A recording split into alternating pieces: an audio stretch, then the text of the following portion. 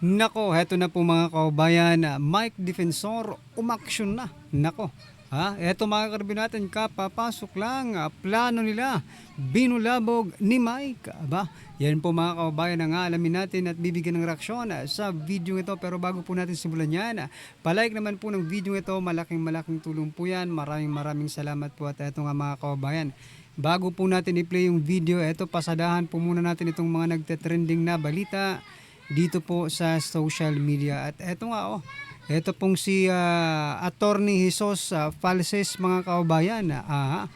Ayan po ang balita dito kay Attorney Jesus Falses. Sabi po dito mga kaubayan, saang balita ngayon, Attorney Jesus Falses sinuspinde ng 1 taon ng Korte Suprema. Ayan na. Nakarma na rin sa wakas mga kaubayan itong attorney ito mga karabin natin. Ito'y matapos mapatunayang lumabag sa pamantayan ng profesyon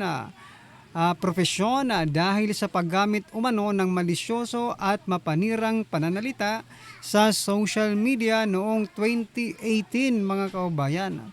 Nag-ugat ang kaso sa mga post niya habang ipinagtatanggol ang kanyang kapatid na si Nico Falses sa alitan nito kay Chris Aquino. Ayan mga kababayan adong napala mo ngayon, di ba? Ano pa naman ito? Talagang nagkritiko po ito ni Vice President Sara Duterte mga kaubayan. Ito po mga karibyo natin ang naging komento ng ating mga kaubayan patungkol dyan. Sabi po dito ni Alvin, nasayang pinag-aralan, nasayang pinag-aralan ng mahabang taon, bulok. Ayan, bulok daw mga kaubayan. Disbar na dapat yan para kasama ni Sigadon, correct, di ba? Kasi hindi nagkakalayo naman yung kanilang ugali ni Gadon, no? So it's better mga kaubayan na madisbar na rin siguro ito mga kaubayan, no? Sabi pa po dito, great job Supreme Court, thanks to Chris for teaching him a lesson. Ayan mga kaubayan, trending yan mga karabin natin. Teach, ano ba yung yun sa Netflix? Teach a lesson, learn a lesson. Ayan mga kaubayan. Panoorin nyo, maganda po yan. Sabi pa po dito ni Jason, tanggalan, gyud wala untag license. Madisbar, yun po siguro ang ibig sabihin ni Jason mga kaubayan. Madisbar po itong si Jesus, hindi to, Jesus ba ito? Jesus Falses mga kaubayan. Parang hindi bagay sa kanya yung Jesus, di ba? Mas maganda sa kanya Jessica mga kababayan. Anyway, nang maano po siya mga kaubayan, nang masuspindi po siya ng 1 taon. Gusto pa po niyang idamay si BP Sara mga kaubayan. Biruin nyo, ito pong news update. Sabi po dito mga kaubayan sa news update, lawyer Jesus Falses accepts 1-year suspension, begs Supreme Court to decide on disbarment case versus ex-President Duterte versus Vice President Sara Duterte, no? Disbarment case against ex-President and Vice President Sara Duterte. Dinamay pa mga kabayan ng hinayupak na ito. Si BP Sara at si former President Duterte, no? Kung ikaw, di ba, dapat suluhin mo na lang yan. Total, ikaw naman ang nandyan ikaw naman ang na-suspend, di ba? Huwag ka nang mandamay. Parang hindi naman parang ang layo na no? Talagang sa bagay, mas sisikat po siya mga kaubayan kung i-connect niya yung kanyang pangalan sa Duterte kahit kung baga na-suspend din na siya, di ba? Kahit kung baga suspended na siya, basta ma-connect niya pa yung pangalan niya dito kay former President Duterte at kay Vice President Sara Duterte, okay lang yun mga kaubayan kasi iisipin niya kahit nakakahiya ito, at least masabi ko lang na Duterte, sisikat pa rin siya mga kaubayan. Diba? Anyway, ano pong masasabi niyo dyan mga kaubayan? Just comment down below at eto. Nako, eto pong si President Bongbong Marcos Jr. Ayan mga kaubayan. Ito po ang balita. Sabi po dito, Marcos Jr., formal nang nagpatawag ng special session sa Kongreso. Aba, formal nang pinatawag ni Pangulong Ferdinand Marcos Jr. ng Kongreso sa isang special session sa Hunyo 17, 2026 upang agarang umanong talakayin at maipasa ang ilang mahalagang panukalang batas at aksyonan ang mga nakabinbing usapin ng pamahalaan. Nako, delikado nga ito eh. No? Marami pong nagsasabi na delikado po ito mga kababayan. Kasi may umiikot na balita mga kababayan na ito lang yung dinadahilan nila, no? Para magtipon-tipon lahat ng senador at doon po nila mga kababayan papalitan itong officially kasi ngayon hindi pa naman official na pinapalitan nila yung baga legal na pagpalit dito kay Cayetano. So yun nga po ang plano nila mga kababayan, no? Magtipon-tipon yung mga senador, but at the end of the day, they need to vote for a new Senate President mga kababayan. 'Di ba? So ayan po ang plano nila mga karibin natin. So sana nga po ay hindi sila magtagumpay at kung magiging ganyan man po ang plano nila, sana mag-stick lang sila doon po sa sinasabing mga mahalagang panukalang batas, no, na kailangan ng pag-usapan para po makatulong sa Mindanao mga kababayan. Alright, at eto nga po mga karibin natin ang naging komento ng ating mga kababayan patungkol dyan. Sabi po dito ni Hamili, ayan,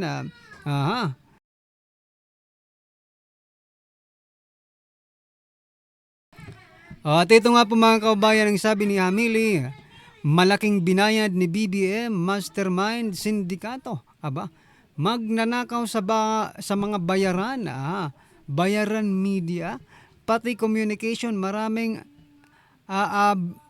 ari-aribahin. Ayan, parang hocus-pocus mga kababayan, diba? Aaribahin ng bansang Pilipinas, ibinenta dapat pugutan ng ulo lahat ng mga magnanakaw pera ng bansa paghuhukom sa BBM government tapos panahon nyo tapos ng panahon nyo Diyos nang gumawa para pumayapa ang bansang Pilipinas. Ayan, palakpakan po natin yung comment yan, no? Sabi pa po dito mga kabayan, basta sisyon. Teka lang, nasa na yun? Basta sisyon. Ayan, basta sisyon. Magaling yan si Idol BBM. Ayan, sabi po ni Bart. Ayan, Bart Torres. Sabi naman po dito ni Ellie, protect the crooks at all cost. Ano masasabi nyo dyan mga kabayan? Just comment down below. At eto. Ito po ang last natin pag-uusapan tapos i-play na po natin yung video. Although this is related pa rin sa video mga kabayan. Ito, Erwin Tulfo. Sabi po dito mga kabayan, Erwin Tulfo iginiit na hindi niya binigyan ng otoridad si ex-congressman Mike Defensor na mag-anunsyo ng hearing. The committee wishes to clarify that the recent announcements made by former Congressman Mike Defensor regarding an alleged hearing on said date were made without authority. Paano pala kung ano lang yan? Yung ginawa nila yung press con lang mga kaubayan, di ba? But dito, parang style hearing po yung gagawin nila, di ba? Kasi sino ba ang maniniwala dito kay kaya defensor na ito ay hearing? Hindi naman siya senador, di ba? So ang naiisip ko dito mga kabayan, gagawin po nila ay parang gaya ng ginawa nila nung una, di ba? Yung nag-press con lang sila. But this time, it is something like na parang hearing, no? Tatanungin sila ng mga senador para malaman ng taong bayan. Kasi ang balita ko mga kabayan, may lalabas na may lalabas pong 14, additional 14. Talagang matindi to mga kabayan. Hindi pa nga natatapos sa 18, mayroon pang 14. At pagkatapos daw ng 14 ay meron pang 7. Walang walang limit kumbaga mga kabayan ng testigo as long as they are telling the truths, di ba? paano kung hindi pala sila, kaya nga kailangan ng hearing para malaman ng taong bayan if they are telling the truth. But di ba sa dami-dami ng mga Marines na ito, mga kababayan, maybe they are telling some lies. But there is always a truth, mga kababayan, sa mga sinasabi nila. No doubt sa bit, mga karabin natin, kasi meron naman silang pinapakitang mga ebidensya. Di ba? Anyway, mga karabin natin, eto na, pasadahan na po natin yung video. Pasok ka. Ang sitwasyon sa ngayon, ito po yung isang impormasyon na aking nakuha at antabayanan po natin dahil nakakatakot. Ang balita ko, magpapatawag sila ng special session. Itong special session na to, supposedly, para dun sa problema sa Mindanao. Ang gusto nilang palabasin dito, pag nagpatawag sila, darating lahat ng senador. So siyempre, yung isa nakakulong, Senator Jinggoy Estrada, yung isa ay nagtatago, si Senator Bato de la Rosa. Di lalabas may quorum sila, 22.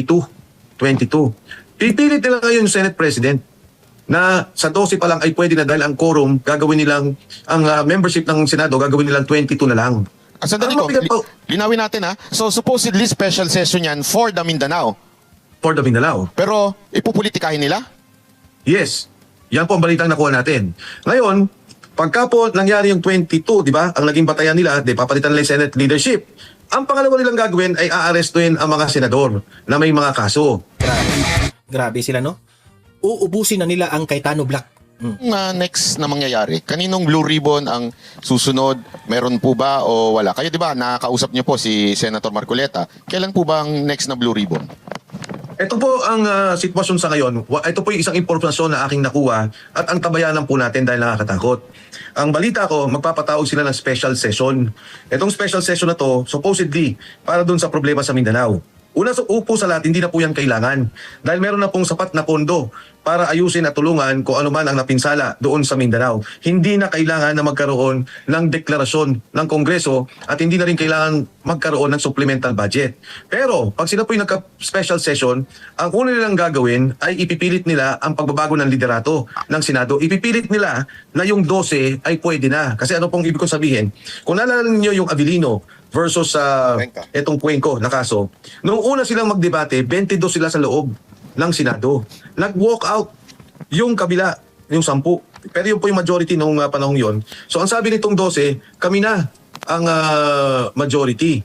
11 po ata sila, pero yun, tama, 12. Ngayon, ang gusto nilang palabasin dito, pag nagpatawag sila, darating lahat ng senador. So siyempre, yung isa nakakulong, Senator Jinggoy Estrada, yung isa ay nagtatago, si Senator Bato de la Rosa. Di lalabas may quorum sila, 22. Pipilit nila ngayon yung Senate President na sa 12 pa lang ay pwede na dahil ang quorum, gagawin nilang, ang membership ng Senado, gagawin nilang 22 na lang. Sandali ko, linawin natin ha. So supposedly special session yan for the Mindanao. For the Mindanao. Pero ipupolitikahin nila? Yes. Yan po ang balitang nakuha natin. Ngayon, pagka po nangyari yung 22, di ba, ang naging batayan nila, papalitan nila yung Senate leadership. Ang pangalawa nilang gagawin ay aarestuhin ang mga senador na may mga kaso. Kasama na po dyan kami ni Senator Marcoleta kasi plunder yung kaso, ikukulong din si Senator Marcoleta. Pag napababa nila sa 18 ang membership ng Senado, kasi 18 na lang ang pwedeng pumasok, nakakulong na si Bongo, nakakulong si Joel Villanueva, nakakulong si Marcoleta, balita ko rin si Robert Actually, this is a desperate move na gagawin nila. Padilla, ikukulong din nila. So ang mangyari po, magiging 18 na lang ang Senado.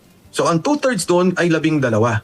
So kung, So, I'm sorry Kong. So ito, may kaugnayan pa rin ito sa impeachment ni VP Sara Duterte. Ano mangyayari? Kasi kailangan 16, di ba, bago ma-impeach si VP Sara Duterte. Paano? Pag naging 18 na lang sila, may pagbabago bang mangyayari doon? gusto nilang palabasin na 18 na lang ang total membership ng Senado. So pagka 18 na lang, pag ikay nakakuha ng 12, pwede na yung 2/3. Pagka 18 na lang, at meron kang 2/3 ng Senado, pwede mo na rin pagpalitan ang saligang batas. So, ito yung kabuwang lumalabas na kwento. Tingnan po natin at tambayanan natin kung ano mangyari. Pero linawin natin, wala namang lilipat from Cayetano Black to the BBM senators? Sa aking pagkakaalam, Banat, wala. Ang isang rason kung bakit hindi siguro nakumbinsa yung mga senador, kung naalala ninyo, di ba yung kaso kay Senator Bong Revilla ay kaso lamang na itinuro siya ni Yusek Bernardo. At dahil doon, nakulong na siya. Yung tatlong kasama o yung tatlong nagturo, siya lang ang nakulong, si Senator Bong Revilla. Sa Kongreso, bumoto ang tatlo, si Congresswoman Lani at yung dalawang anak na Revilla, para sa impeachment ni Inday Sara. Ito naman ay narinig ko lang. Ito naman ay sa pagkakadinig ko lang, ang pangako daw ay pababayagan na mabigyan ng bail si Senator Bong Revilla. Ang nangyari, hindi nabigyan. Hanggang ngayon nakakulong. Kaya palagay ko, yung mga senador na nandyan, nakikita nila, ay mahirap pala to. Mabigat nakausap dahil yung pangako kay Bong Revilla, hindi naman natuloy. May isa pang pangako ata eh.